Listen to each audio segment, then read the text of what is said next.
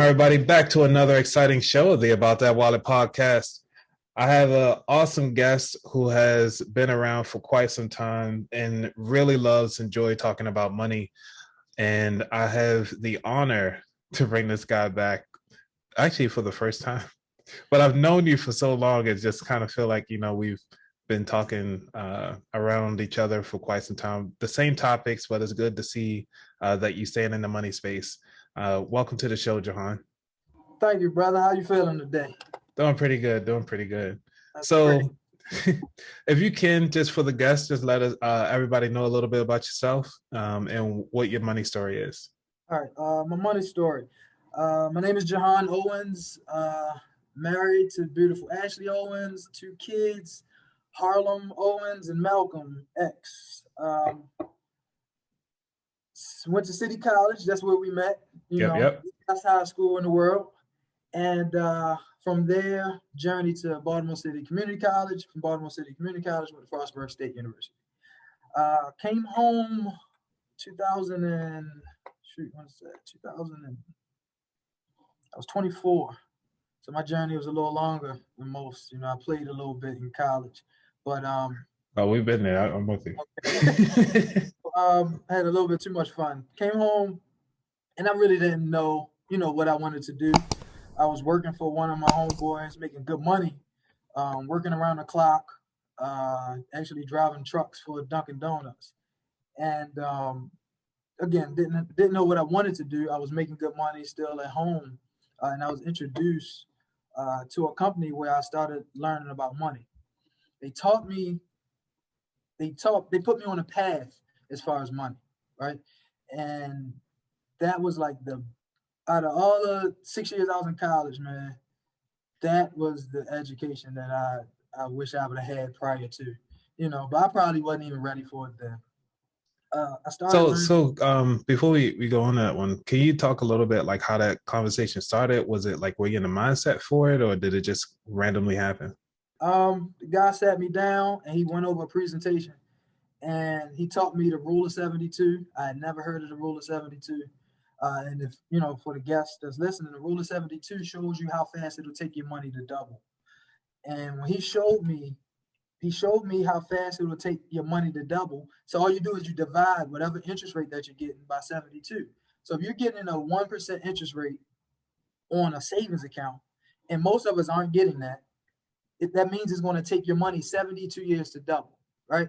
Right. And this is what got me. When he showed me that, I Googled it because I didn't know this guy. Yeah. I Googled it and I saw that he wasn't lying. But the biggest thing was when I was in college, a year before, I had opened up a CD at a local credit union. And the reason I did it is because I was getting big refund checks every year, like some of us, right? And I was blowing the money. So this year I said, hey, it was actually my junior year. I said, I'm going to do something smart with this money. I'm going to put it up. And one of my favorite people in my family, I'm not going to say who it was, but they told me to open up a CD, right? This person loved me. There's no doubt they love me. They just didn't know anything about money. Right. And broke people help other people get broke. Right. She gave me broke advice, and I opened up a CD. The CD, they was bragging, is going to be less than 1%. And that's what it took me back to when he showed me the rule of 72. So I did the exact same thing, that he was telling me. And I'm like, man, you know how many people don't know about this? He broke down insurance to me. And I'm like, man, you know how many people don't know this? And he taught me the difference between a whole life and a term policy. And I had a whole life policy with that same credit union. So when he showed me that, I was like, I said, just give me a day. And I went home to my parents and they told me don't do it. And, I was like, man, the hell with this. I'm doing it because I wanted to know how money worked. And then he's want to show me about business. I didn't have anybody in my family that was in business. And I knew I wanted my own business. One, because I was working for one of my homeboys and I saw the benefits of having your own business. So that's how I got on the journey of finances. And I've always been a reader. So once I started, in that field, I still had to make sure that these people telling me the truth. So I started reading. I just started, diving into finances. And, 7, 8 years later, I jumped on credit. But that's how I got started. Wow. And this person that got you started for this presentation, do you actually still reach out to him now? Oh man, we like Right. this. It was again, I was 24. That was 13 years ago, man. That was a whole new family that I had. A whole new family. So yes, I definitely still talk to them to this day. Their birthday was just a couple days ago in May, end of May. That's when last time I talked to them. Wow. So it just took that one pivotal conversation. And the reason why I asked that question on what type of mindset you were when you received that presentation is because I was having an open discussion with one of my mentors, and they were talking about how to reach the people who aren't in that same mind space. So say if you see somebody that's, just giving them that little bit of information could take them so much further, but either they don't talk like you, they don't walk like you, or in that same mind space. How do you actually reach those people to kind of bring them to the level of understanding that, hey, if you just take this little bit of information and just run with it, like you could do so much, not do better, but you can open up your mind to different avenues. So you asked me, how do you reach them? Yeah, like how do you reach? I give them the information and I go from there. Again, before we got on this call, talking to another lovely family member, and him and I always talk. He's younger and he listens to me, but he listens in his own time, like all of us do. Yeah. So I feel like at that moment I was ready. So all you can do is drop the seeds. All you can do is do the podcast, and eventually they'll stumble upon it. And if they are ready, they'll listen and they'll start going further in it. But you can't. You can take what they say. You can take the water, the horse to the water, but you can't make them drink. Right. So all you can do is give it to them and let them go from there. Okay. Yeah, I noticed that you did a couple talks inside some of the schools. Can you talk about that? How that went? It was horrible. It was just because they were young, they were immature, and the school that I went to, they weren't built for that. If I would have went to city, it would have been completely different. They would have been respectful, they would have been open, to listening. Now, I feel like, because I'm a little younger, and that was a few years ago also, I try to bring it to them, to their level. And I did. I grabbed a few of them, but when it's only 5 or 6 of y'all, compared to a room of 30, and then, and I kudos to all teachers because man, I couldn't do it. But it was just so many distractions that these kids, had, and who knows what's going on outside of the home, man. I tell you, I thank God for City because it was a different environment than what most of us, in our neighborhoods come from. But I taught them, I was teaching them about budgets. I think that's one of the foundations to finances. And I asked the kids, I said, hey, how much are you guys worth in the marketplace? And they didn't understand. Like, in the marketplace, what are you talking about? I said, well, how much is somebody going to pay you to work? And I don't remember what it was, maybe like $7 and some change back then as far as minimum wage. But, I did 7 times 40. And I said, well, this is what you guys are worth right now. And, whatever that number was, I showed them what their check was for the month. And I said, well, let's figure out your life. And I broke it down, to the basic things. And I'm asking them, hey, well, how much do your parents eat? How much do your parents, buy for food? What's gas and electric? And we broke it down to where they could see that they were struggling, And again, I'm dealing with all these distractions, while I'm going through. So I'm still pushing through because some of them got it. And one kid I'll never forget she said, damn, I'm gonna have to get a second job, Right. All I was looking to do is show them and like, hey, this is what you guys are worth now. So eventually I got to the conversation, what can you do to increase your value in the marketplace? And, they start talking about school, and I can do this, I can do that, trades and things of that nature. And I just tried to help the teacher. I was like, look, this is why y'all need to listen to this teacher. This is why you need to get an A, just so you can increase your value in the marketplace. So again, it was a struggle. I left out of that school that day with a headache.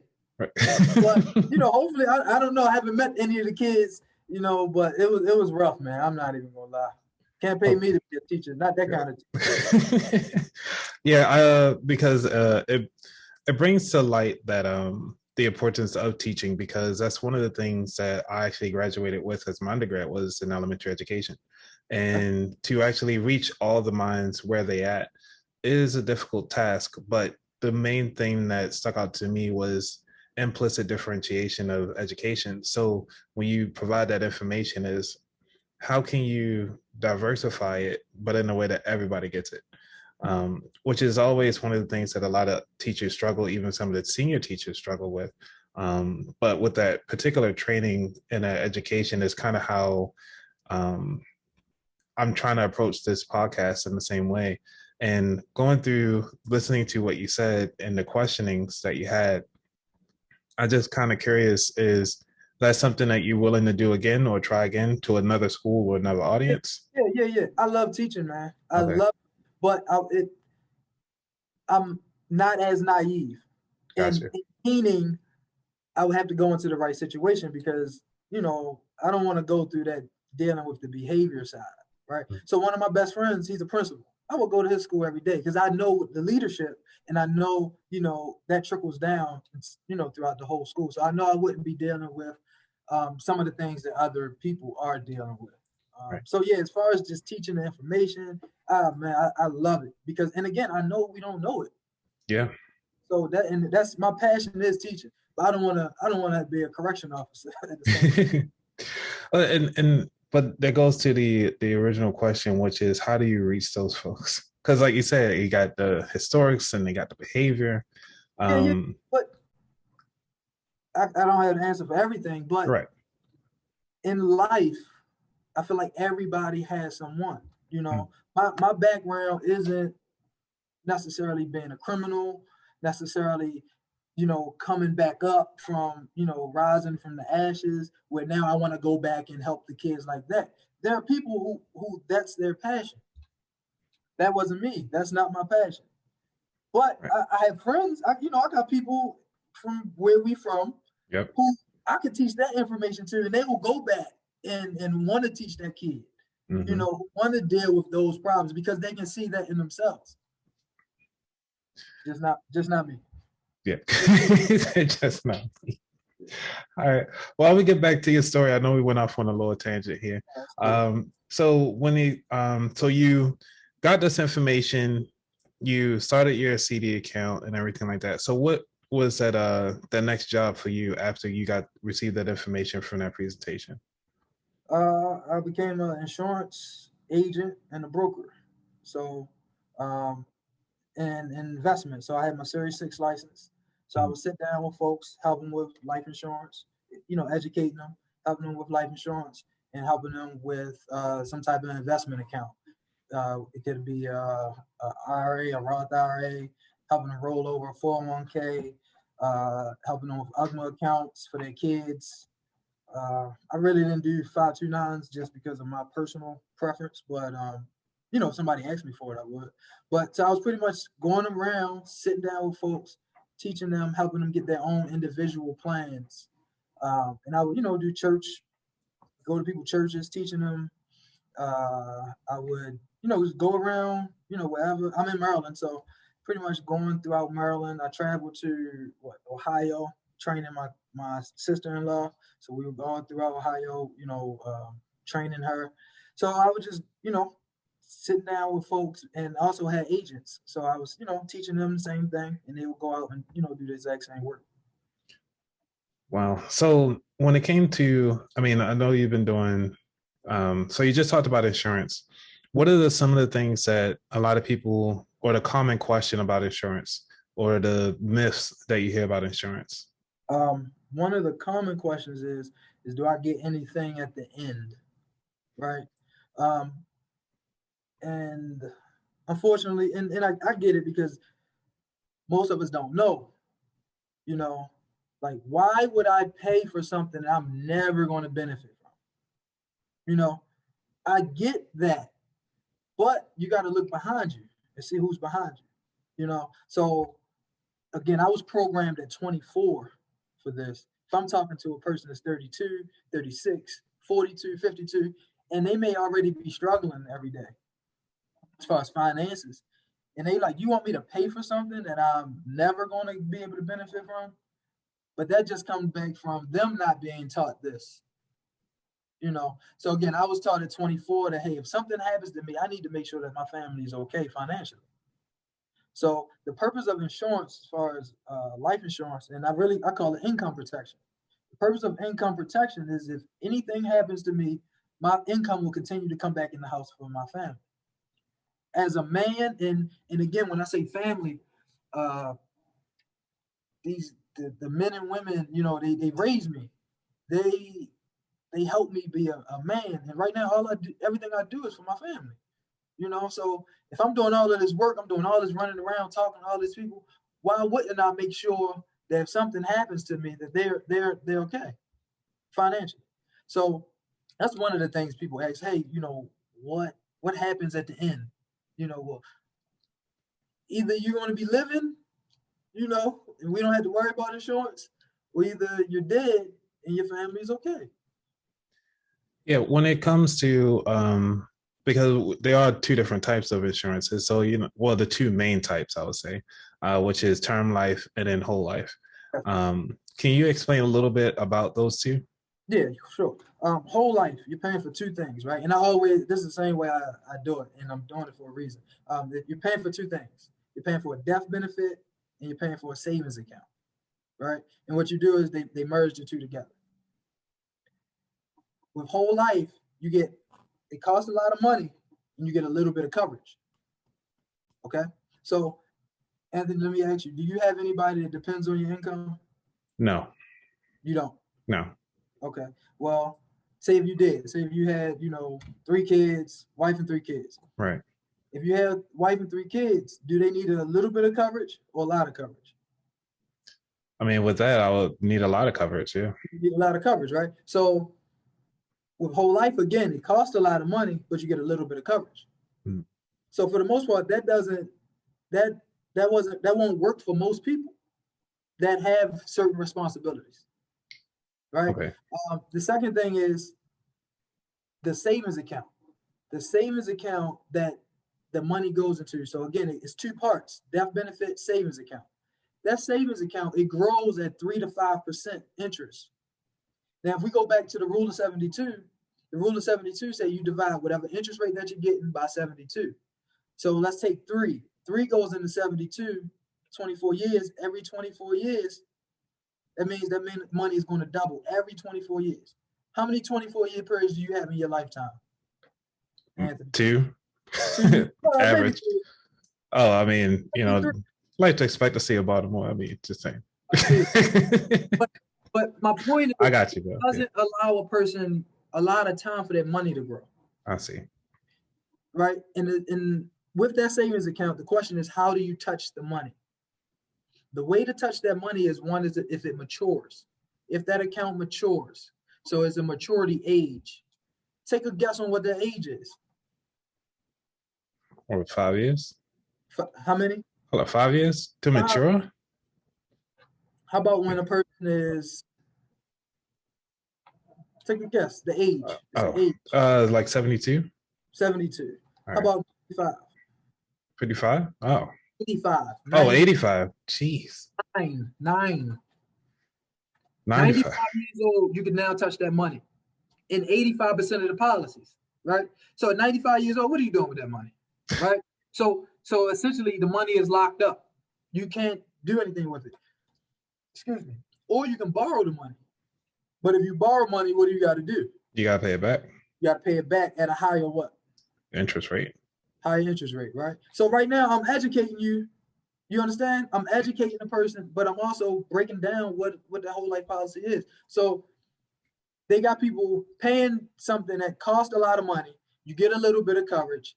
Now, what they got you paying for the two things, there's one thing, you got to borrow the money. And if you borrow the money, you got to pay it back at a higher interest rate. Right? That's whole life. A little bit of coverage costs a lot of money. Term, you're only paying for one thing, and that's a death benefit. So with term, you get a lot of coverage for a little bit of money. So what I teach is buy term, invest the difference. Meaning, get a lot of coverage for a little bit of money, and that money that you would save instead of paying for a whole life policy, take that money, start investing it into the stock market. And we have, help a person with that also. So now at the end of your 30 years, your 35 years, you do not have that coverage anymore.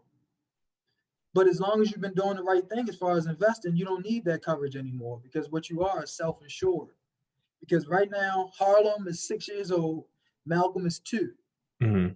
In 30 years, Malcolm will be 32 years old. He's no longer my responsibility financially. Right. So if anything happens to me, I don't have to worry about that. Ashley will be fine with our savings. I see. So it's just a simple plan, a strategic plan to make sure that, hey, if anything happens, my family is okay. And I tell you, man, one thing that I'm grateful about as far as learning this information, I can go out the house every day and I know financially, if I don't come back, they're okay. And that's the kind of the mentality that you want to have for your family, you know? Yes. So, man, you're doing it. So what are your thoughts on infinite banking then? I haven't come across a person to explain it to me that's nobody sold it to me. And again, because I'm a student of the game, I'm looking it up. I'm reading it. I haven't come across anybody. And the biggest thing I have against it is the people who I see talking about it. They're saying, hey, put $100,000, $200,000 in, put $1 million in, and you never have to borrow money from a person again, another entity. You can borrow from yourself. Mm-hmm. But I've sat down with hundreds of clients, hundreds of family members, or families across their kitchen table, and they don't have that kind of money to sit somewhere else. Yeah. So I think in theory it may work, and some people may have that money for it to work, but I personally haven't seen a person's situation. Again, I hear people talking about it and they talk about their situation, but I haven't seen a person situation where it makes sense. Again, it could be a great theory, in the understanding of it that I had. So I'm not saying that I know everything. I'm sure somebody, out there can say, hey, well, if you do this, my next thing is, well, hey, let me see your accounts, because I can show you my, I can show you my insurance policy. I can show you my investment accounts. So is again, in theory, I get it, but I haven't seen anyone execute it. And again, I'm not saying no one hasn't, but how many family members do you know that can put $100,000, right? $100,000 in a life insurance policy? And yeah, I just haven't seen it work, man. Yeah, and then on top of that, you hear about it all the time or see it a lot, which is the GoFundMe for funerals, when the funerals only cost anywhere between $2,000 to $10,000. So if they don't even have that available, how can you even get into? Yeah, I'm gonna write that one down. Right. Well, because that's one of the things that I talked about early on in my earlier episodes, was about saving the money in your savings account, at least for your death. And you can do a transfer on death. You don't have to be married to the person. Just kind of have a TOD, or TOD is transferred on death, or what do you call it? POD, pay on death, for your each savings account. And just have one savings account just set up, put your 10,000 in there, and just say, hey, this is to be transferred to the person that's set up in the will that's going to handle the funeral expenses. And as soon as you have that death certificate, you can go to it, get your money paid out immediately, and just pay out the whatever needs to be done. So that's one of the things that I haven't talked about a lot, but I have talked about it before, and I think that is that's important. But also, it's something that we all have to think about. I mean, we're going to die eventually, which is the reason why I like to record it, because I like to get people's mindset about this education piece, because we're not going to be here, but the internet, hopefully, there's no EMPs from the sun or something. We should be good. And again, because I was in life insurance, most people we're just not thinking about that, and I get it again, but because I was around it, that's what gave me that mind frame. Okay, oh yeah, I am going to die one day. Let me, put some things in order. And, when I'm sitting down with someone, all I can do is give them the information and, let them do what they're going to do with it. Yeah. Yeah.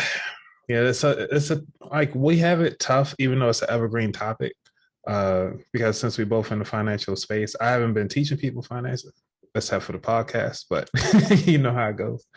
But I do have let's go back to your story. I know I like to love these tangents because you delve into everything that you learn or somebody has mentioned to you. So the next thing I want to talk about is how did you get into credit and credit building and stuff like that? Okay. It was God given, because I was given um, a name, John Henrik Clark, right? Old historian.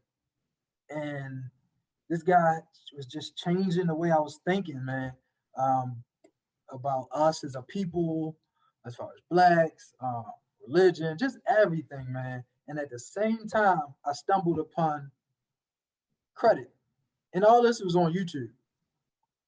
So with credit, um, I stumbled upon, I call YouTube University. Um, and then the same thing I did with the insurance business. I just started diving into it. I started finding books. I started reading, just because I wanted to, I want to make sure that I know what I know. I want to make sure that people are telling the truth. Um, and so, short answer, YouTube University. I started, um,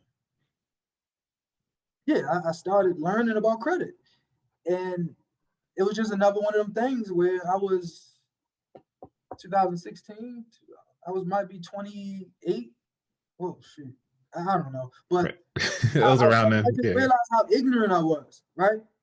So I actually, at one time, I partnered with a credit company, and that's how my education went further.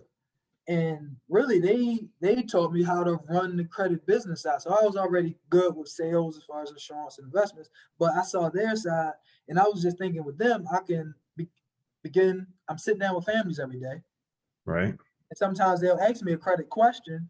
But now I'm at this company. I'm like, well, I can send them to y'all. Y'all can pay me a fee for that. So that didn't last too long as far as working with that company, but I learned. So just, it was more self-study. I started, working on my own credit. I started buying the books, writing the letters for myself. And I was, man, this stuff worked. My credit score going up. And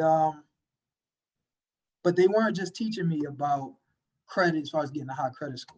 They was teaching me how to leverage leverage credit. And that made so much sense to me. It blew me away.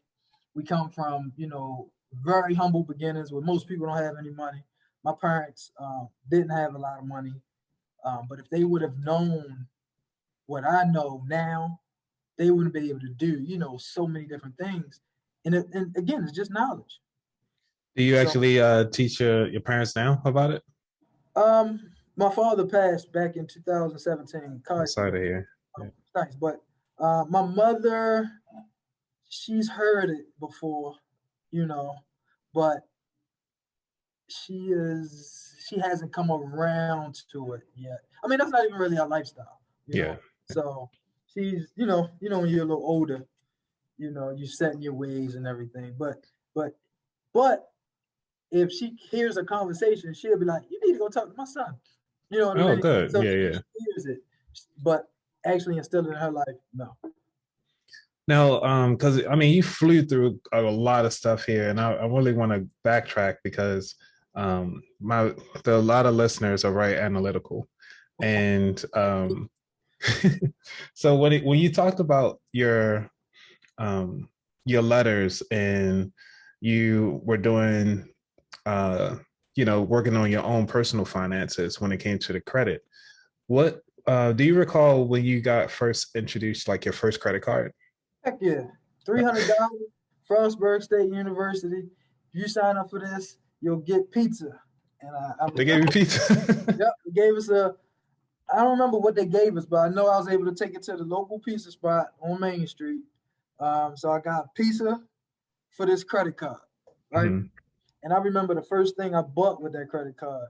We were in the mall, and I was a computer science major at the time, and it was like a book on computer gaming.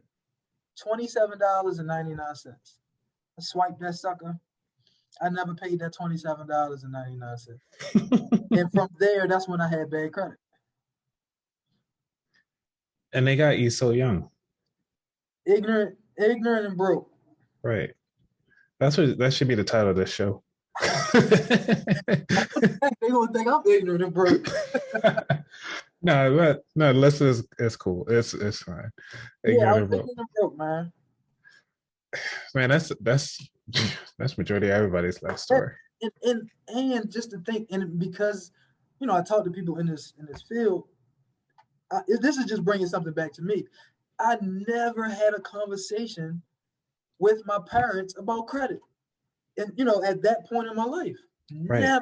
Nothing, not one conversation. See, my first card was a Zales card. And I remember that because my mom was trying to get me to get a credit card because she always had store cards.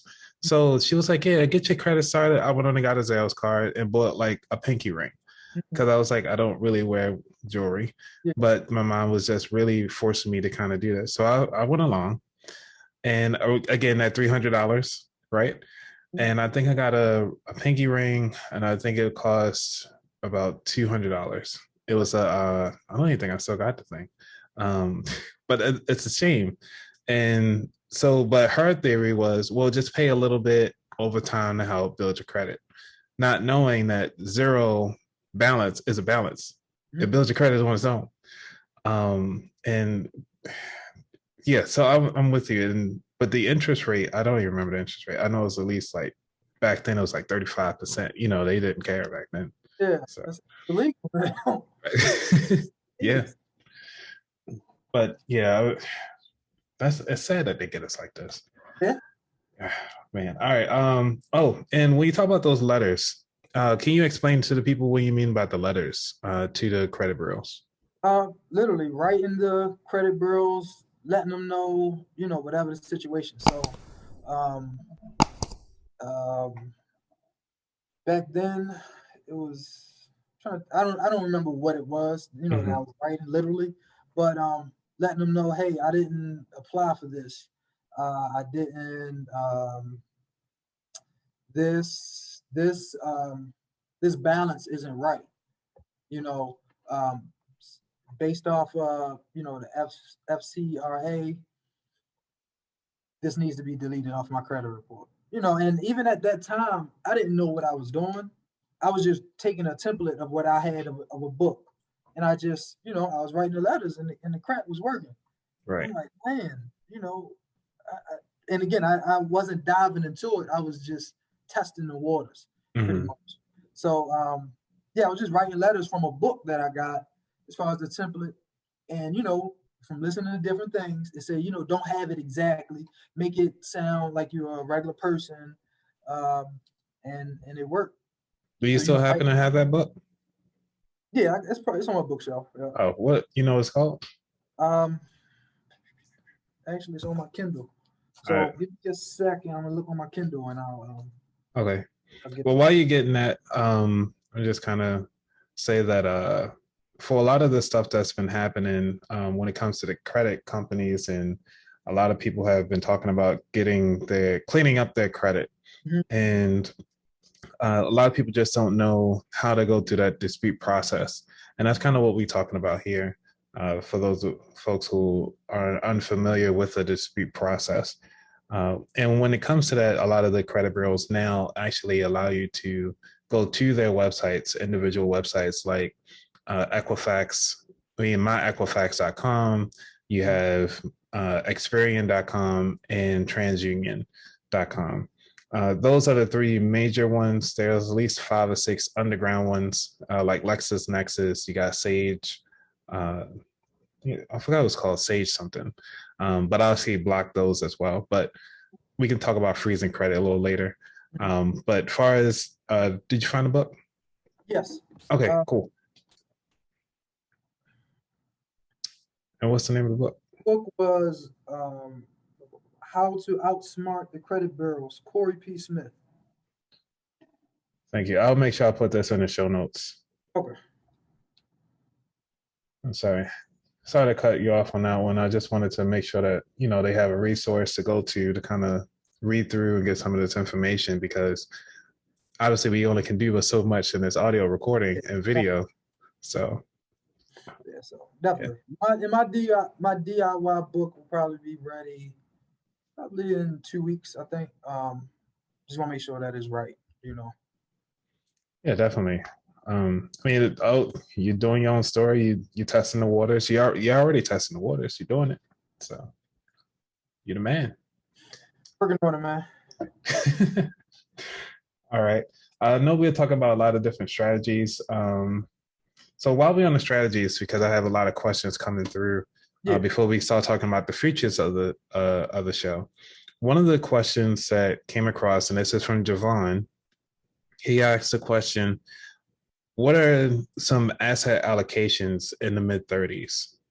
Like in your, say you're in your 30s and you're just trying to figure out your asset allocations. What are the best strategies, in your opinion, to allocate your assets?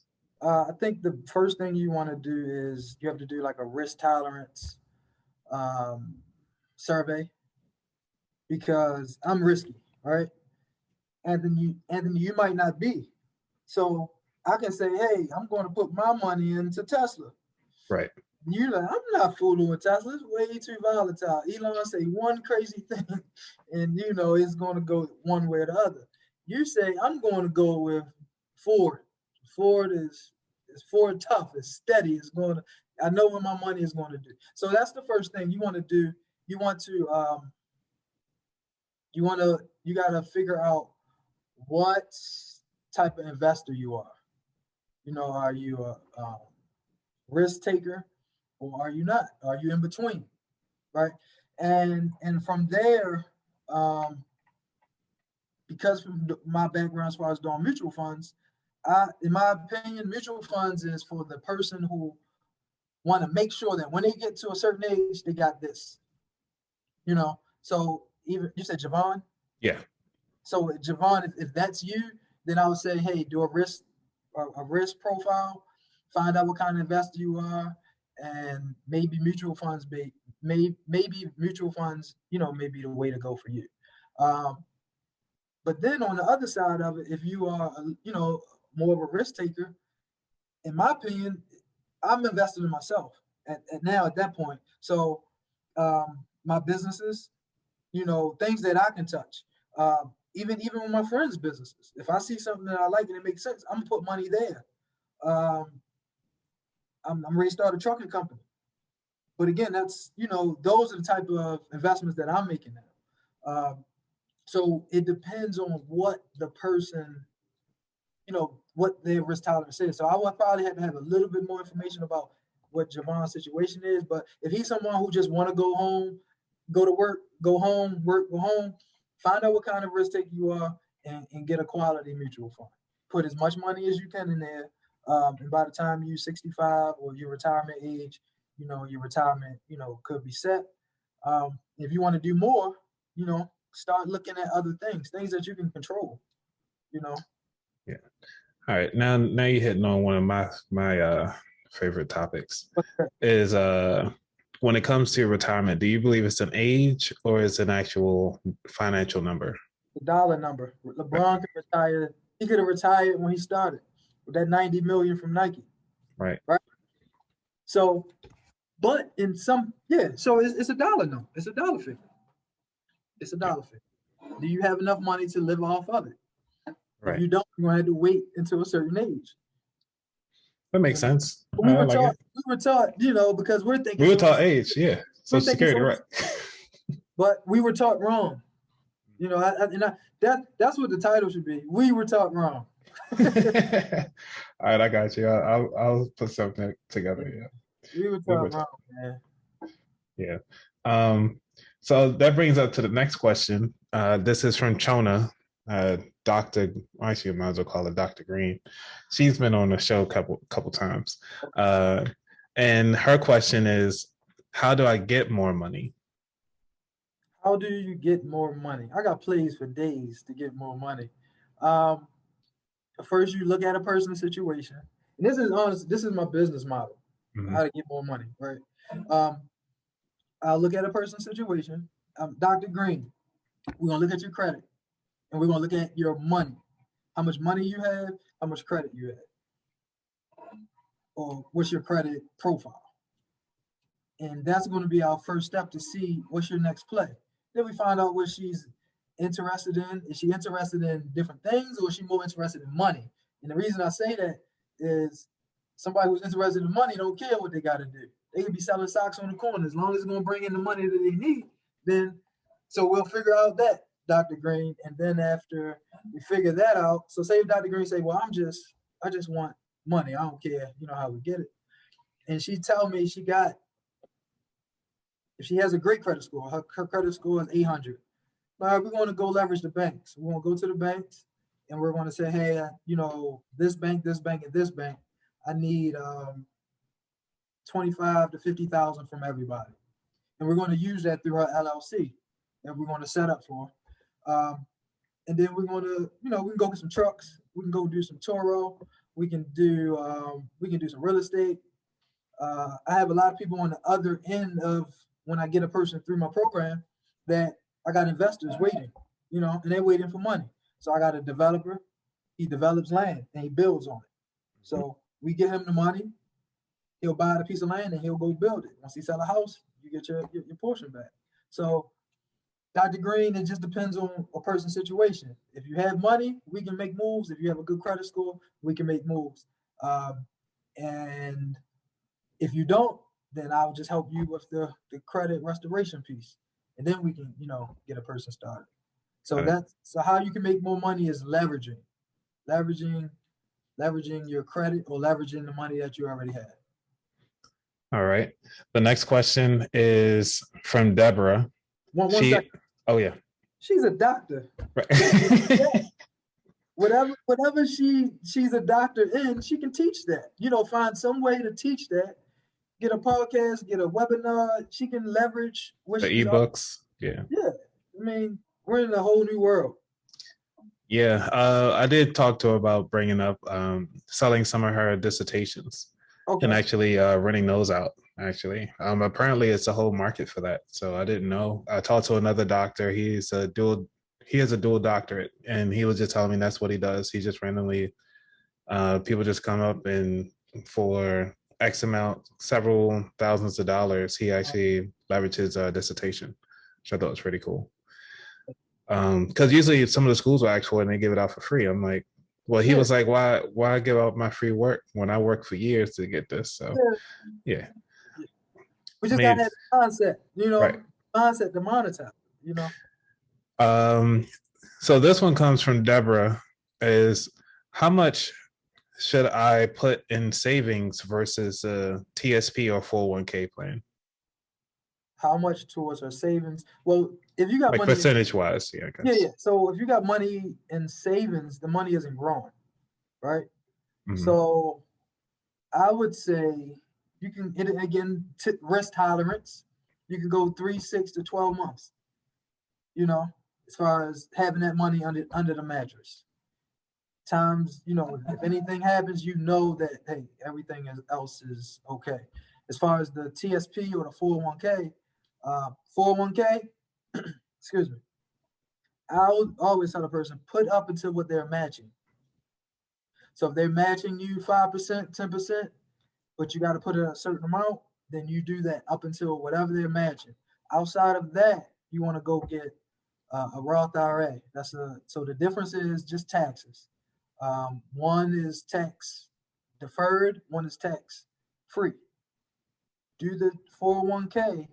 401k is tax deferred, meaning you don't pay any of that money back until you're ready to start pulling it out. Tax free, a Roth IRA, you don't have to pay any money on that money that you're going to be taking out of that account. Why? Because you already paid taxes on that money before it went in. So as far as the number percentage, that's based off of her lifestyle. I was taught to save until it hurt. So she has to ask herself, she has to look at her pie because her situation is already built. Mm-hmm. Walk into it. She has to look in her lifestyle and say, well, how much am I paying for housing? You know, I was taught to pay 30%, but she may be already doing 40. She might be doing 50. So depending on what she's doing, you do as much as you can as far as, you know, you're saving and you're investing. But you want to do your 3 months, your 6 months, or your 12 months. Start honestly, most people, I gotta have them start at $1,000. Because they've never really saved $1,000. You know, and again, that's some people, it depends on the situation. But once I see the situation, that's because you got to meet people where they are. Right? So in that conversation, I'm saying, I'm looking at your situation. Do you save? No, I don't have anything. All right, well, look, first thing we're gonna do is save $1,000. You know, I don't want them to think they got to do 12 months, a whole salary when they've never saved $1,000. So based off of a person's situation, we want to start at 1,000, 3 months, 6 months, 12. And as far as your investments, you want to do whatever percentage that the company may be matching. And then everything outside of that is your Roth. All right. Man, I have to say I do appreciate that because I like how you went in through the details because it brings up all these extra questions that surprisingly the order that I got these questions actually line up perfectly for the next one. So when it comes to that, when you talked about the retirement again, say if somebody is at the age 35 and they want to know how much money do they need to retire at 65. Mm-hmm. That's the next question. This is from Roberta. Okay, hey Roberta, I have a calculator that I actually do. So I'll put in how much you want to have as far as on a monthly basis, what age. So if you said she's 35, if she's looking to do it by the time 65, she's retiring when 65. And then the calculator also should show her, hey, you want to have this money for the next 20 years, for the next 15 years, for the next 30 years. So honestly, I put it all in the calculator, and the calculator will give us the numbers of what she'll need to live the lifestyle that she wants. And then that'll let her know how much she needs to start putting away on a monthly basis. And after that, we'll start having conversations of how to generate more income, because that extra income will speed up her process. Right. Yeah, I totally agree. I mean, this person, Roberta, asks a lot of questions. So yeah, so most of these we kind of touched on, but I guess we can ask directly. You just kind of give like 1 or 2 strategies for each of these that are coming through. So, I mean, they seem very remedial, but yeah. Again, we don't know this stuff. That's man. True. That's true.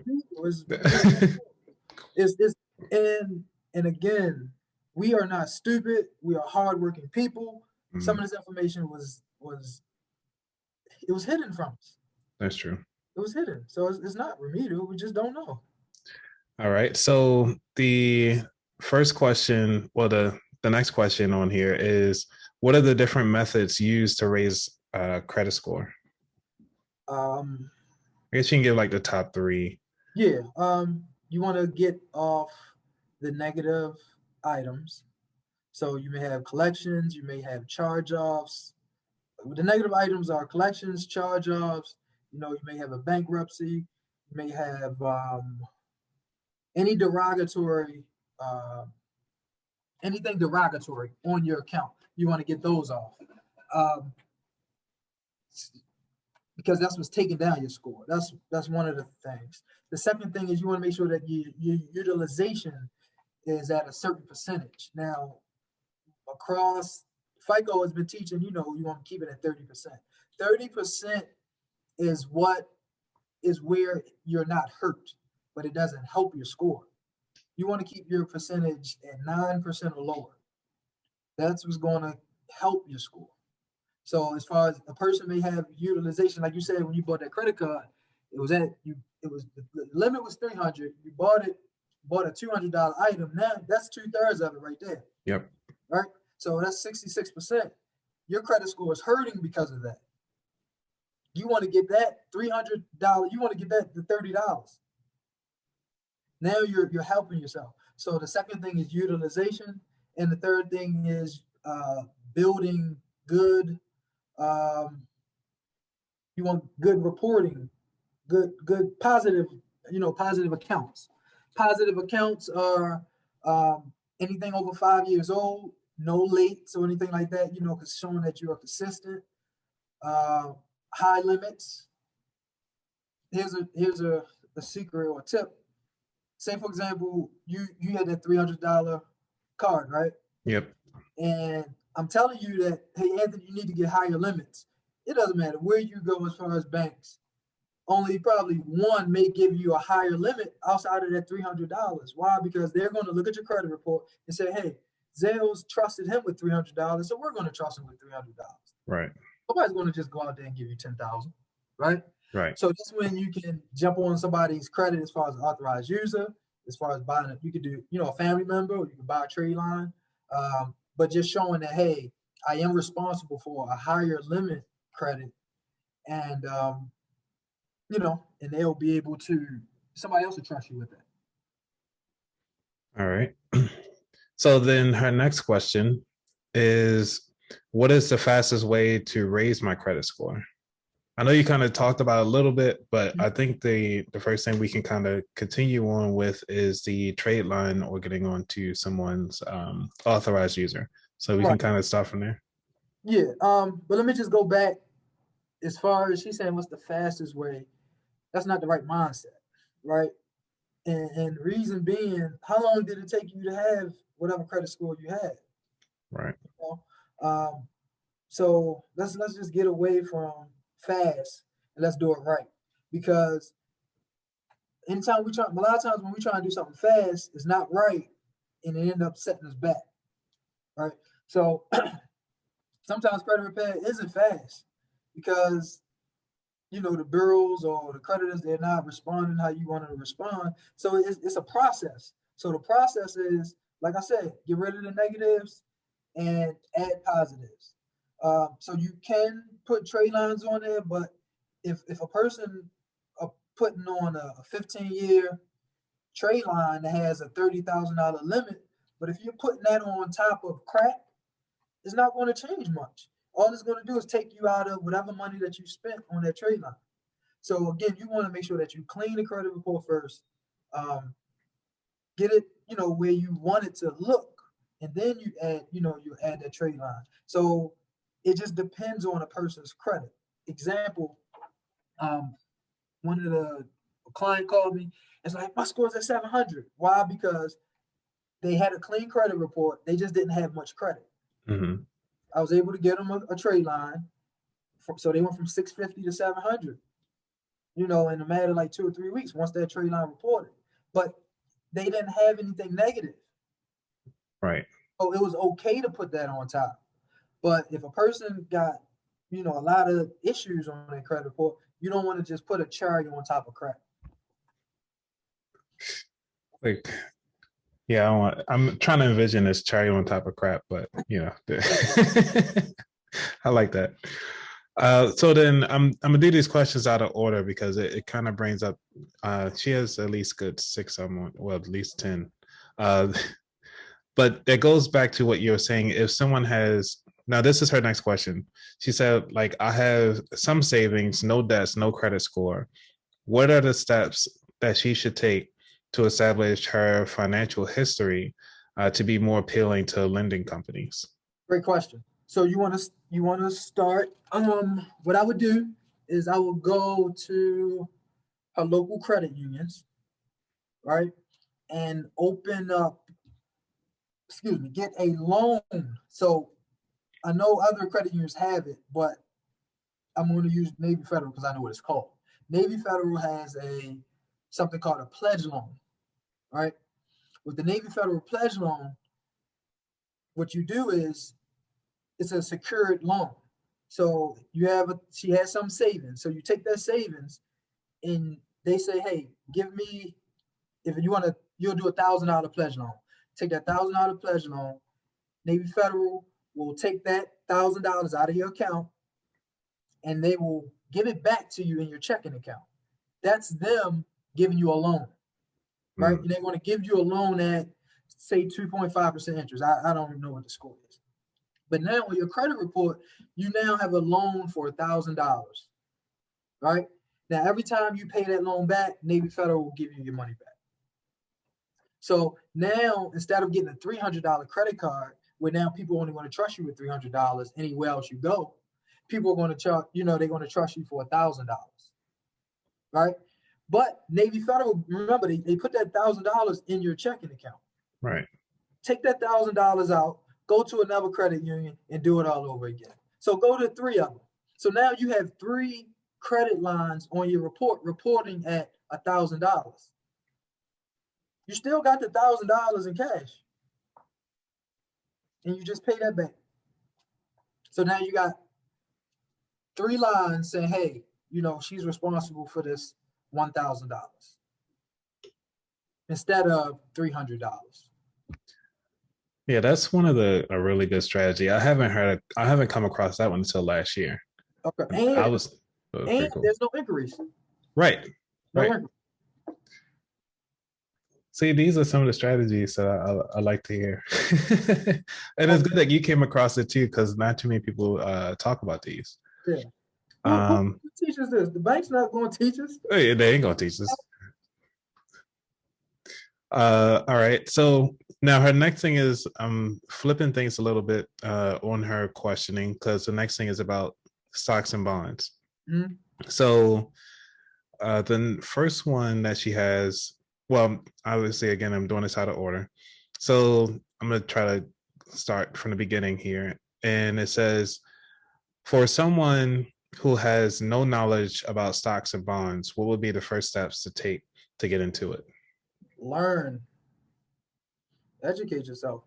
We are in the age of information. We can learn anything that we want to right now. So if you have 1 or 2 options. If you're going to trust somebody with doing it, you're not going to learn it. Well, 3 options. You can trust somebody and learn while you're doing it. 2, you can just trust somebody all flat out and let them do it. Or 3, you can learn it for yourself and actually do it yourself. We are in a time where, you can open up a brokerage account and you can trade, or, you can buy stocks, you can buy bonds, you can buy whatever you want in that brokerage account, practically for free, compared to what it used to cost back in the day. So I would say, ask yourself, what type of person are you?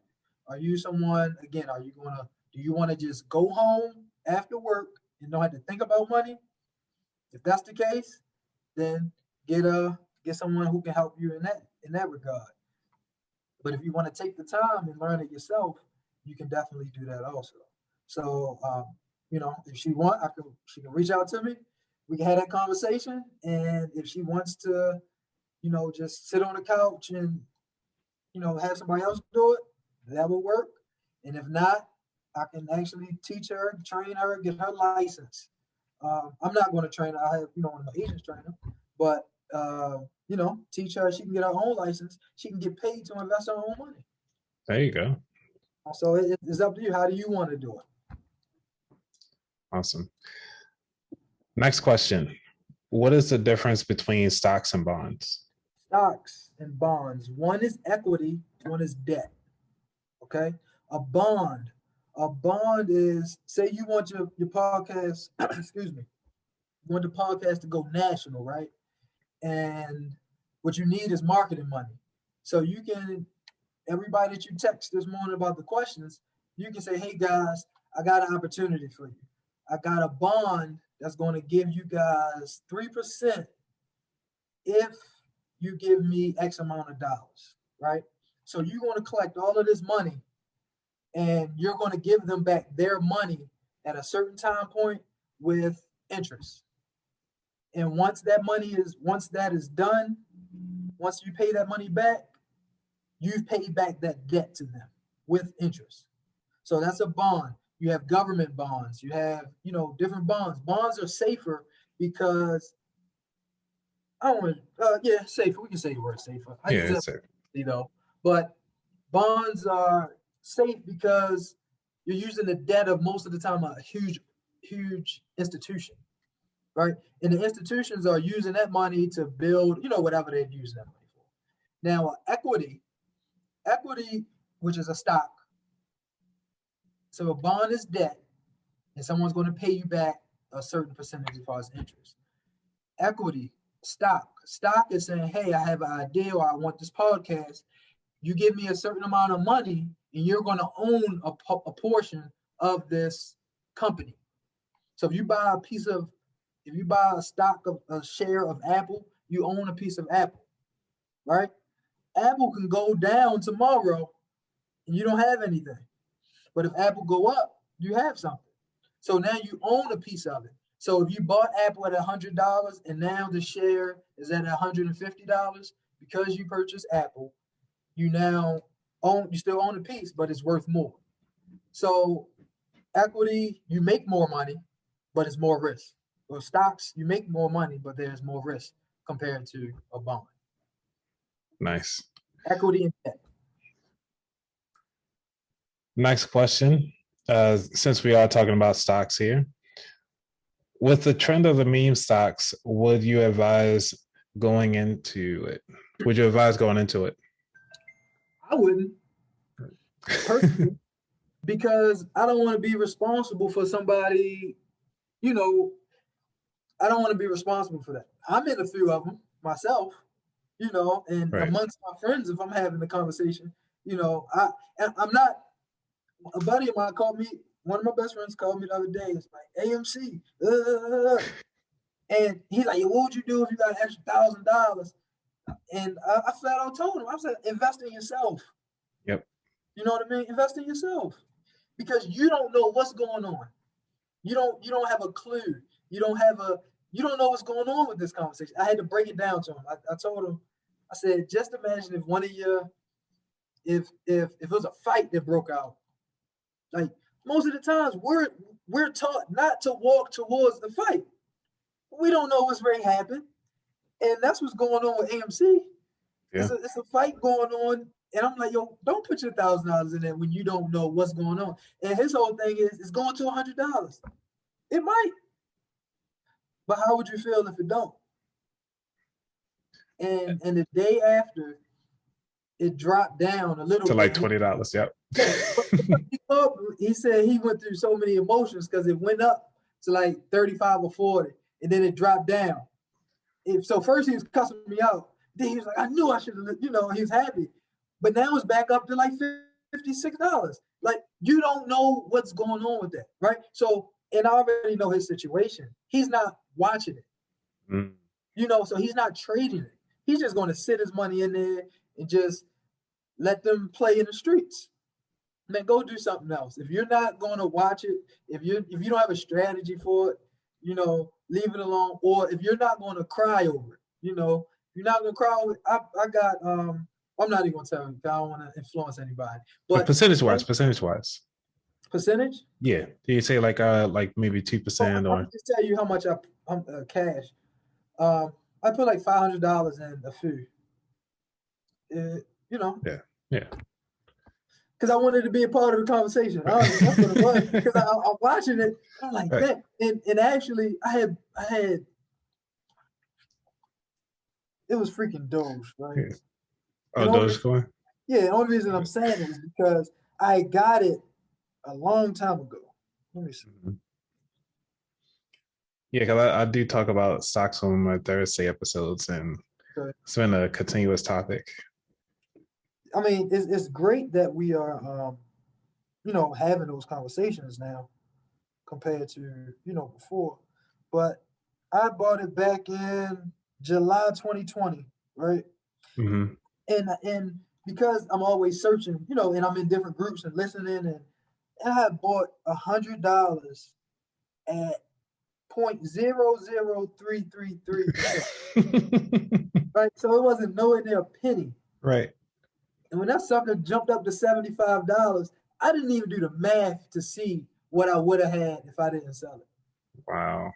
So when that happened, I was like, well, it's going to fall back down. And I let it go all the way back down. So I got back in at 28 cents. So Okay. I just, so whatever. But if a person doesn't know, they don't know, or if if they need that money, I would say, man, invest in yourself. And even, so when I say invest in yourself, invest in educating yourself about it. So many different classes about cryptocurrency, about, just stocks and bonds, period. And it sounds like that person probably needs that education anyway. So learn it, because once you learn it, can't nobody take it away from you. You can make money, gobs of money, after that. Yeah. And that's one of the things I try to stress out a lot, especially with the books. And that's why I always recommend. I think it was TD Jakes. I was scrolling through on Instagram, as everybody does. But one of the things that he said in the very beginning of the clip was that in order to lead, you need to read. And I was like, oh, yeah, that's pivotal right there, because once you get the education, like you said, it's free. You already obtained it, you already gained it. You got it. And I think it's what the Joker talked about it on one of the Batman episodes. It's like, if I got the information, why would I give it away for free? So he let the crooks fight over it, or who's going to get the information. Yep. So and that goes back to, like how you said, with the leveraging before with the credit. Yeah. Once you have that information, you can now leverage your education and let the banks or whoever not really fight over it, but make some decisions, some life choices based on that leverage of information. All right, I think I'm gonna, because you did talk about the cryptocurrency, which is one of her questions.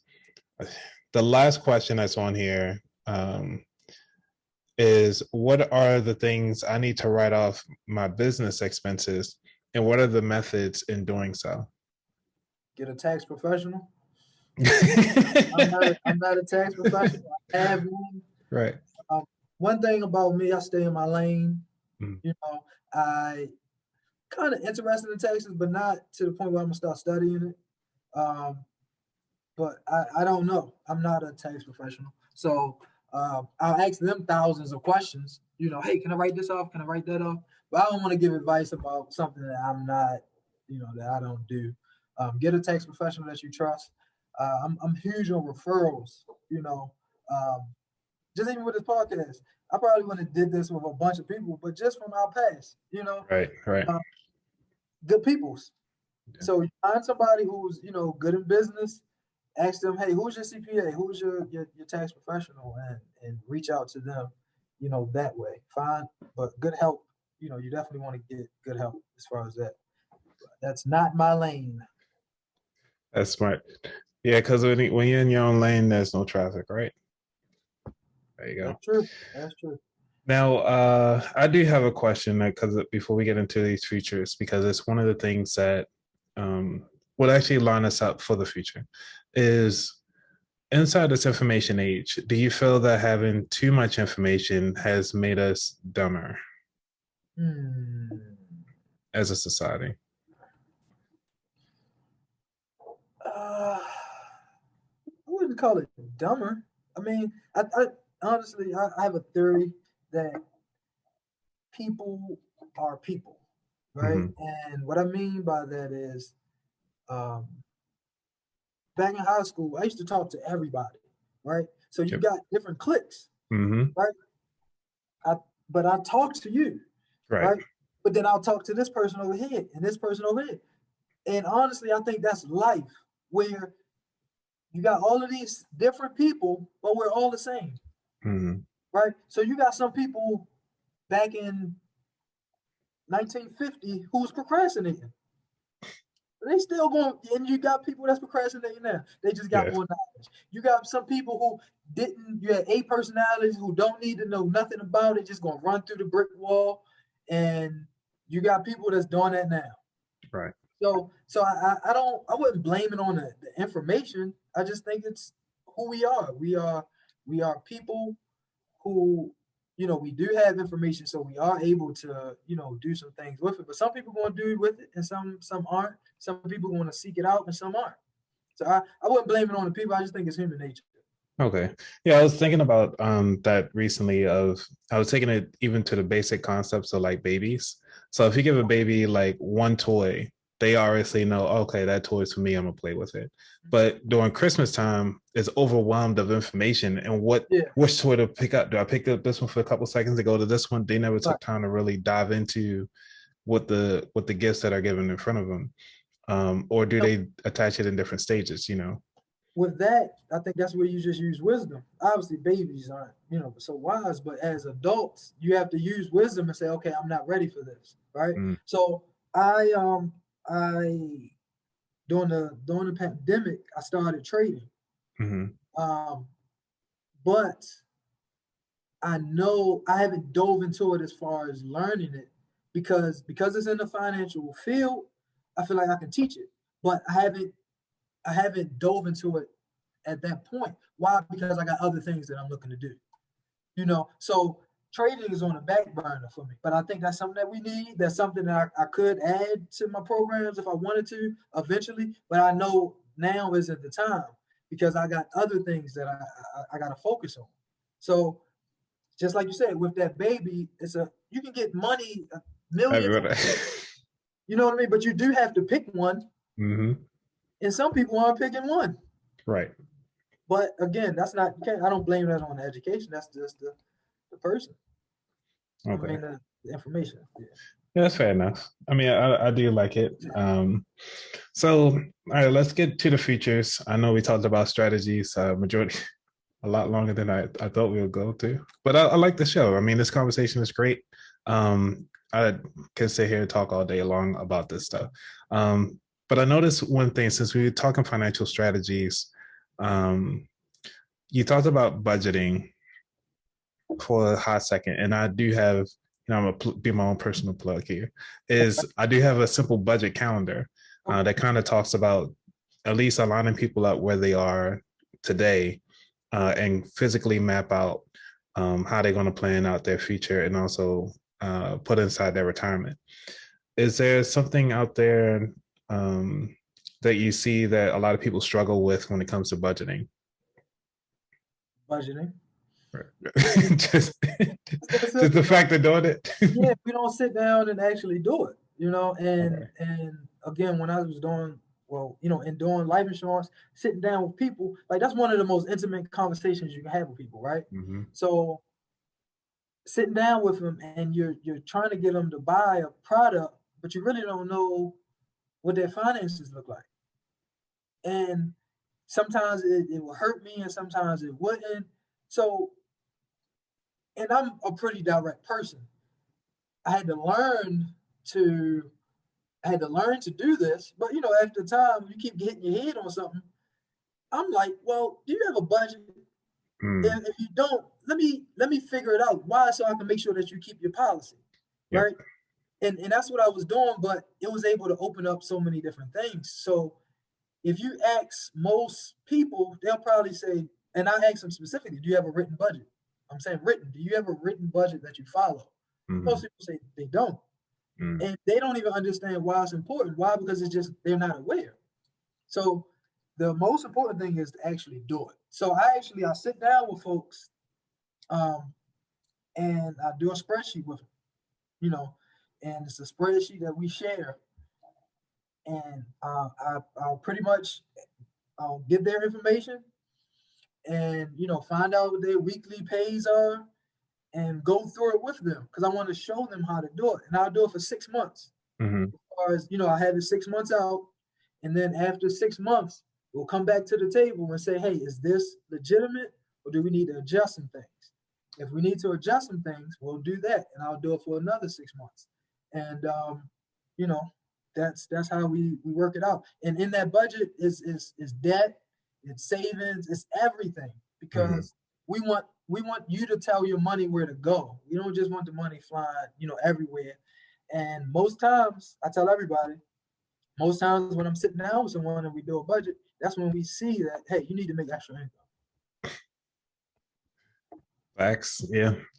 Because that's one of the reasons why I came up with the simple budget calendar in the first place was because it was something that I did personally. And then I've been doing it for years, but I'm up here thinking like, well, isn't everybody else doing this too? And then when I started teaching other people, because they'll come into me like, yeah, man, I'm still figuring out how to get from paycheck to paycheck. It's like, well, you need to write down everything, on the calendar and just kind of map it out. And then once I taught them my method on how to use the budget, on how to use a calendar to budget, they were able to free up, a couple $100,000, not 100,000, a couple $100 per paycheck, and and started building up their savings and so forth, just because they were able to see where they're at. Yeah. So free. Yeah. So I mean, maybe we can share after this. We can probably talk some things afterwards. Yeah. Yeah. All right. So let's get to the features. Now, when it comes to your kids, you got kids and wife. Now, how are they receiving this information now that you're in this financial space? It's not now, because I've always been in it practically. Right. So 6-year-old, he knows about. Well, first of all, my wife, we both got our license together, our insurance license together. Oh, nice. So we were, and this is one thing, we were so blessed because we learned about money together and we both received the information at the same time. I am more analytical as far as numbers. I'm the one who do the budget and stuff like that. But in my house, there's no fight because she understands. She might not be as interested in the process. She's definitely interested in the result, though. So in just talking to a lot of couples, that's where a lot of people are off, where they're just not on the same page. And that's tough. Because if a lot of people, they'll say, she's the spender, I'm the saver. That's fine. Mm-hmm. As long as you understand what you can spend, that's where it gets a little murky. But well, for those couples that are having that, what are some of the strategies for them, like going forward? Like, say if they listen to them right now and they having some of these money conversations and they don't even know how to bring it up to their spouses for the future. Like, what can they do? I mean, honestly, I think you got to have a heart-to-heart conversation, with your spouse, significant other, and just let them know, how you feel. Hey, babe, I don't think we're going to make it if da da da. I think we need help. I mean, it's a hard conversation. It could be a hard conversation, but with beautiful things comes from most hard conversations. And if the relationship is solid, then you probably should know what it's going to look like. They might be twitching, they might be uncomfortable, but that person. Hopefully, that person, and pretty much how they're going to come out at the end. So I would say have a conversation with them. I think we need help. Call, they can call me. They can reach out to, somebody that can actually help them if that's not their wheelhouse. But I think that, really, they need to get help. And the reason I say this is because in anything, if it's their car, if they aren't a mechanic, they will go to the mechanic. True. Same thing with your finances, same thing with your mind, as far as a therapist, all of that stuff, man. If it's not in your wheelhouse and you're not trying to learn it, then go ahead and seek out help. Because at the end of the day, you just want the result anyway. Mm-hmm. So go ahead and get the result, pay whatever you got to pay to get the result. Vet the person, whoever it is, make sure that, quality work will get done. You'll get the results that you want and go from there. Nice. All right. I'm sorry. You can continue on with the family finance, because that was pretty interesting. So my wife, again, I used to say this and it was like a little bit uncomfortable, but now she gets it. And my wife made my life so easy, because we're just on the same page with stuff. Last night she was doing some balloons and she asked me, like, you feel like helping me? Like, no, I don't feel like helping you at all. But I said, you got to ask the right question. And she asked me, she said, can you help me? Sure. I don't want to. Right. But for you, yes, I'm going to help you. And that's just how we roll, man. And again, just makes both of our lives simple. But as far as the finances, like, and she just want to see me win. She want to see, that's part of me being happy, doing what I want to do. So, she's my ear. All my little crazy ideas, she's like, cool, I'm with it. What, because she trusts me. And as far as the kids, my 6-year-old, he's not interested in this crap, but he's 6. He's not supposed to be, but I still know my job, and I'm programming. Yeah. You know, what's a liability, Harvey? And he get a little attitude, something that costs us money. But I get it. But when he's 10, he's gonna be a beast. Yeah. So he's in training of something that he doesn't want to train for. But if nothing else, he's going to be able to, know how to control his finances.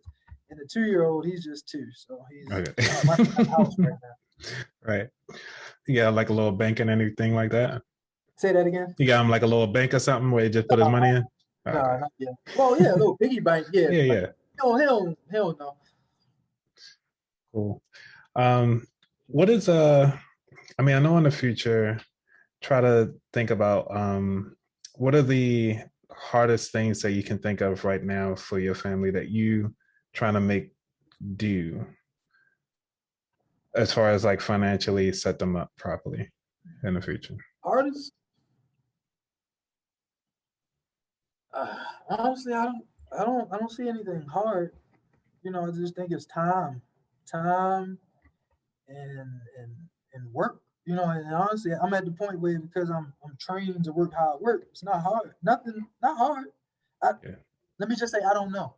Because I don't know, I don't as big as I think now, I'm pretty sure I'm not thinking like Warren Buffett. Right. You know what I mean? So I don't know what's on the other side of that to say, something is hard, but the path that I'm on is just staying steady, staying steady. And then maybe something big will come up and then that might be hard. But right now, as far as the things that I have for my family is, I wouldn't say hard because one of the things is having that discipline. And I already have that side of it, so it's not like I'm not transitioning to nothing new right now. Maybe if I was transitioning to something new, that would be the case. And honestly, I don't plan on it because I'm more interested in the money. It's not the I don't have something, I don't need my name on, something necessarily. I want to make sure that the kids learn and understand money. I want to be able to pass them down, some assets, money and assets. And then I just want to be able to ride off in the sunset, help some people and ride off in the sunset. It's not like, I'm not, because I'm not a huge operations guy as far as I want to make sure that this is done and this is done. Like I hire somebody for that. Right. I want my freedom. That's what I want. I want my freedom. So that's what I'm working towards, not to be able to do nothing. Gotcha. So that's so where do you see yourself? Well, not yourself, but even the business itself, maybe within the next 3 to 5 years. OMG. So right now we have 3 businesses. OMG Owens Management Group. That's my real estate, company, and that's pretty much. I don't plan on selling that. I think that's for the kids. Buying properties, and that'll be, assets for them. OMG Approvals, that's my baby, and I say that meaning like I'm interested in, the financial literacy part. I love teaching. I want people to be able to, learn about how money works and then apply it. So I've set up a whole system as far as, hey, let's get your credit right. Let's get your LLC set up. Let's, get you funded. And then let's get you become an investor. So I got all of that set up. So I just want, people to continue to graduate through it. And 3 to 5 years from now, honestly, I don't know, because I don't want to say, I just want to still be doing the work. I might want to, do the work at a bigger scale, meaning, like you were saying, if you're a principal at a school, you got a good group of kids, I want to go in there and be able to teach them and help them with that mindset. I just want to honestly stay in my lane of the financial literacy, teaching, supplying, giving people what they need as far as the services. and just let it grow from there organically. But right now, I'm not seeking out, a contract with Chase, Gotcha. bank, things of that nature. Yeah, I just want to do the work because, man, we're so far behind, you know. Um, definitely. Yeah. so, but one thing I know in life, those things will come as long as I keep doing the work, and right opportunities will come. And, somebody want to give me an idea. Be like, yo, you should do this. And it's going to fall into what I'm already doing, and, that's what I want to do. So even, thinking about it, going that far, I want to just be able to help people with their personal finances because it's hard to run a business if you don't have your personal finances together. So true. So I just want to help people with that mindset, and just be able to connect the dots as far as different resources, just to be able to help us. Because I'm telling you, man, I've been in a place where I wasn't financially secure, and it sucks, and you're not able to move how you want to move, and compared to just one or two different ideas in a few disciplines. That's not hard. That's simple. But some of us just don't know. And Yeah. that's the one I want to reach. The ones who don't know and that's willing to go. If they don't want it, then I'm not going to beat their head, try to go get gray hairs because they not trying to get it. I've already tried that when I was younger. It doesn't work. And that's one of the things that I was talking to someone about recently from the business perspective is when you look at your followers on Instagram or when you look at the people that are following you on Facebook or any of these social media platforms and the information that you're putting out there, do you try to get more listeners or more followers, or are you focusing on the people that are actually for you from you for all the information that you're willing to give from the beginning, instead of wasting the energy on the time on the people that you haven't even reached yet, and actually dive into and try to give more to the people that are listening? No, That's yeah. Say it again. personally, it's a numbers game, right? Mm-hmm. If you got 200 followers and you put information out, you're only gonna get 1 or 2 likes. But if you got 2 million followers, you're gonna get more likes. And when I say likes, meaning I'm talking more business. So with that, to me, you have to grow it, right? I've never been a social media person, Mm-hmm. but in starting and deciding to, you know, and deciding to present my business, more to the world instead of just off of referrals. And COVID did this because I'm not going to people's houses anymore, right? So I gotta get new people, new clients. So social media is what happened, but with that, I stay in my lane. I've hired somebody to do that. You know, I just give them my ideas and they do it because art gives me anxiety. Me trying to figure out all that stuff, oh man, it do. So it's slowing up the process. That's not my lane. Same way I was telling somebody as far as the finances. If this is going to give you a headache, a migraine, then find somebody to do it. Me trying to do the social media stuff, man, that'll like, and literally I get anxiety because I'm bad at it and I know it. So that's one of the reasons I never really did it because I wasn't good at it. But then I just thought, well, hell, just pay somebody who's already good at it to get your information out. So that's what I'm doing now. I'm building my um, I'm building my brand, online, and it's going to take time, but because I think I got the easy part. I already got the information, so I already know how to. It's just actually, getting it done, and part of it is time, though. So I do want a huge audience. Just to answer your question, I want a huge audience. I'm working to build towards a huge audience. But at the same time, you gotta feed the people who who's already, who attention you already have.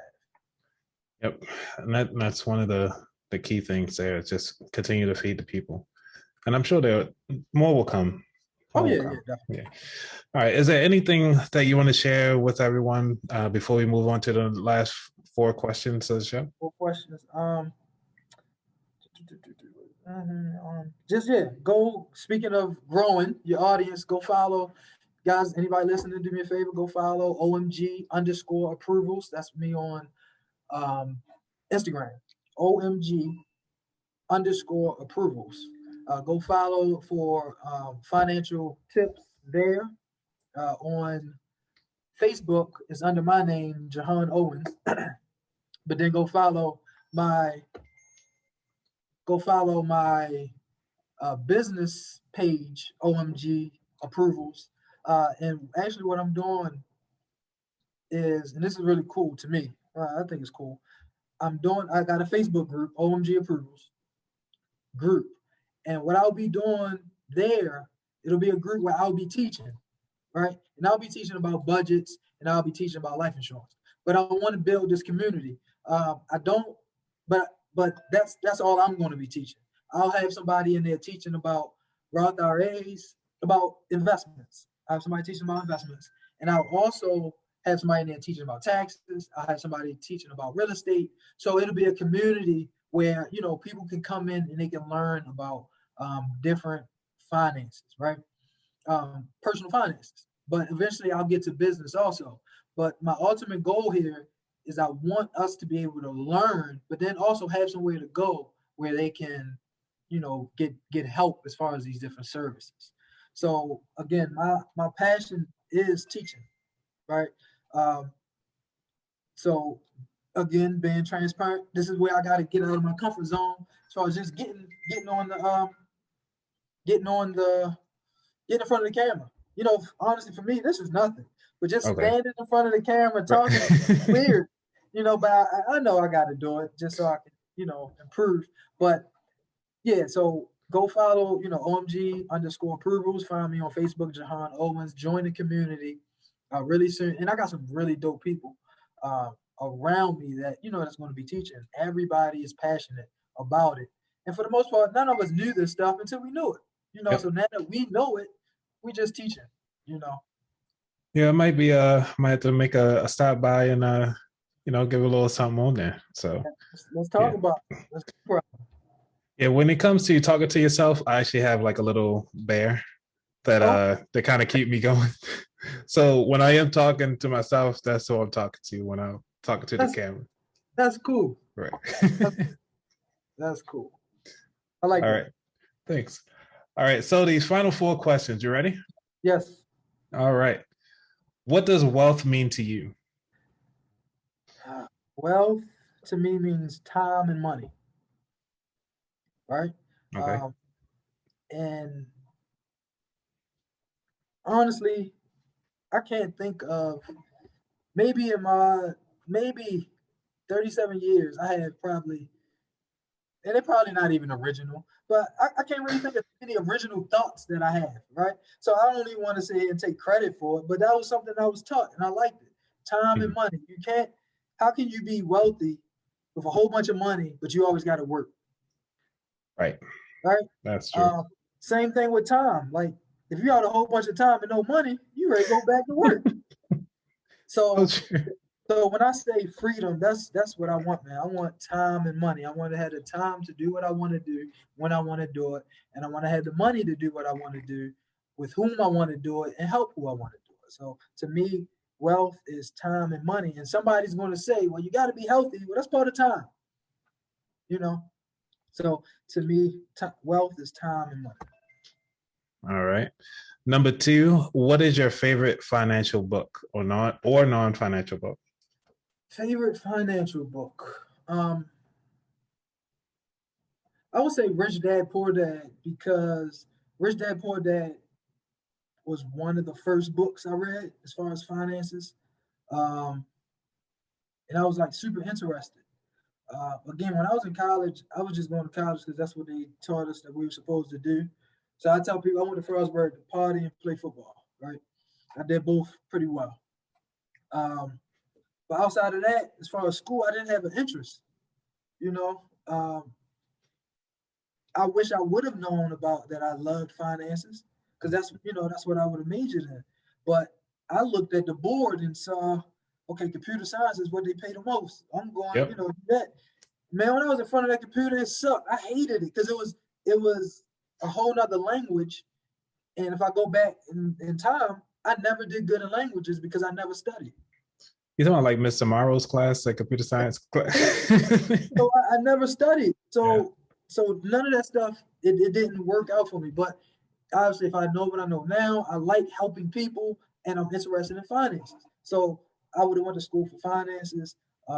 But Rich Dad Poor Dad, and then also another great one. And again, because I'm a stickler for budgeting, is The Richest Man in Babylon.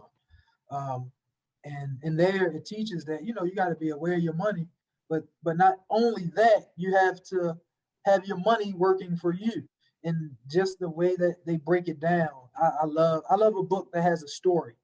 I hate textbooks, but if you throw a story in there and you secretly teaching me, I'm all for it.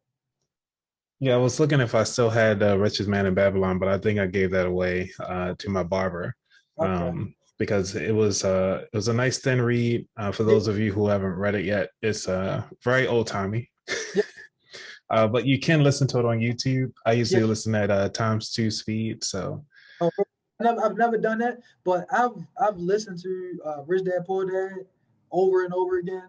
I've listened to Richest Man in Babylon over and over again. And one tip I will have, for your listeners, is to listen to it in the car, especially when your kids are listening. Right? I mean, when your kids are in the car too, um, because they soak up everything, even if they acting like they don't hear it.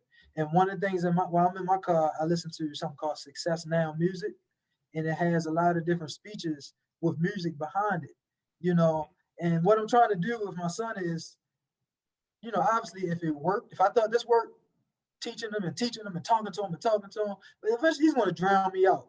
So I just try to get other things around him that's saying pretty much the same thing, to where as long as he get it, I don't care where he get it from.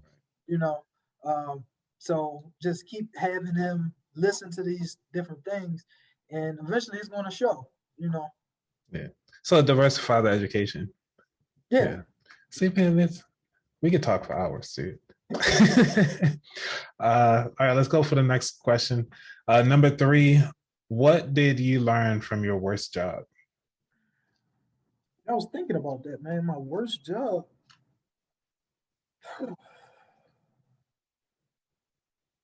My worst job. I really didn't have a worst job as far. Yeah, I can't say I had a worst job, but I would say from McDonald's, which was my first job, I learned how to mop. Hmm. Right, and just something as simple as like that's what I took away from McDonald's. I learned how to mop a floor. Right, because nobody prior to that, I was 16 years old. Nobody took the time to show me how to mop a floor. Right. And one thing that I I take from that is you have to teach your kids everything. Hmm. And if it's not you, you have to get them taught somehow. So maybe you might not know how to swim, but you better go get them a swim coach. And that's our jobs as parents, to prepare them for the world. And at that time, I wasn't prepared, so somebody literally had to take the time to show me how to mop a floor. But the the other jobs, because I was always selective with a job, the other jobs, all they told me was, I know I don't want to do this, my whole life. So while I would select jobs where I didn't have to think a lot, Right. Right. because I didn't want it to take away the brain power of, having my own businesses. And one of the best jobs that I had was delivering. And in delivering, that's when I was able to listen. That's when I learned about credit, when I was just in that truck listening. And I was listening. And I would literally have like 8 hours of just being taught something. So honestly, I can't say. It was one job I quit the first day, but I don't even remember what it was. But I knew I didn't come. Oh, I was standing on the conveyor belt. Yeah. But I was like, oh no, I'm not doing this. Right. So but yeah, but the jobs that wasn't suited for me, I knew that I wasn't going to be, doing them, because it wasn't purposeful for me. Man. Yeah, I would like to dive into that, but I know we're running up on time here. Yeah. So the last question that I have here, I usually ask about your favorite pastry, but you Right. say you don't eat pastries. So what is your guilty pleasure then? Yeah. So So it's not that I don't eat pastries, it's just I don't have a favorite pastry. But my guilty pleasure is, um, excuse me, my guilty pleasure, I would say I eat, I don't eat dessert, right? So my Mm-hmm. wife and I come from different houses, different backgrounds. They eat dinner, they looking for dessert, right? After I eat, I'm good. I don't want nothing sweet. But if I'm hungry, I'll probably eat a whole anything. So if it's a whole pint of ice cream, a whole whatever it is, that's when I eat my sweets when I'm hungry. So that's my guilty pleasure, I guess, eating sweets when I'm hungry. And I'll eat probably like a half a cake, you know. But if I'm not hungry, If they're like a go-to, if there's nothing in the house, would you go out and actually seek no, something? What is your go-to then? like sweet, Yeah. uh, what is it, cinnamon rolls? Oh yeah, yeah. They like $1. Maybe now they probably $2 for $3. So I'll get 2 packs of them. If I'm in the supermarket, get something to drink, and I'll probably eat what is 12 in a pack. Well, it's 6 in a pack, but I'll get two, and I'll probably eat 9 of them. In a driveway in the house. Drive home, yeah, drive home. That's my guilty pleasure, I guess. Nice. All right, sir. So where can people find you out on the internet? I know you mentioned it a little bit earlier with your tags. Can you just plug it one more time? Yep. OMG underscore approvals. OMG underscore approvals. And on Facebook, Johan Owens. And my business page is OMG Approvals. You can find me there. Join the community, guys, because once we start dropping content, it's going to. This is so cool, man. That I know this. It's going to be life changing to people because we don't know this. It changed my life. Yeah. It changed my life. So get connected. And again, I want to build a community because I don't want to be the only one teaching. Again, I'll have other teachers, but I want others in there saying, "Hey, I did this, and this is what happened." Because behind these institutions, they have their own secrets, and they're not just giving them out. We got to figure it out, Mm-hmm. and if we can figure it out together, why not? Yeah. All right, you heard it from the best, folks. All right, Johan. Well, again, I want to thank you again for your time, for your information. I'm sure a lot of people got a lot of information from this. And if you felt as though that you really enjoyed this content, please go ahead on either like or you can share it, or even just send it off to someone else to let them listen to it, because this has been quite a journey for the both of us as we went through this whole process, and we learned a lot from Johan, from his company. And I really think that this is something that we can all grow from and learn day to day, because I think this episode is going to be one of those that you need to listen to over and over again and really save for forever, because I mean, money is an evergreen topic. I mean, money is green at this time right now until we find it digital, but we'll get there. Well, All thanks. right. Thanks for thinking of me. Thanks for asking me to come on. Thanks for your time. I truly appreciate it.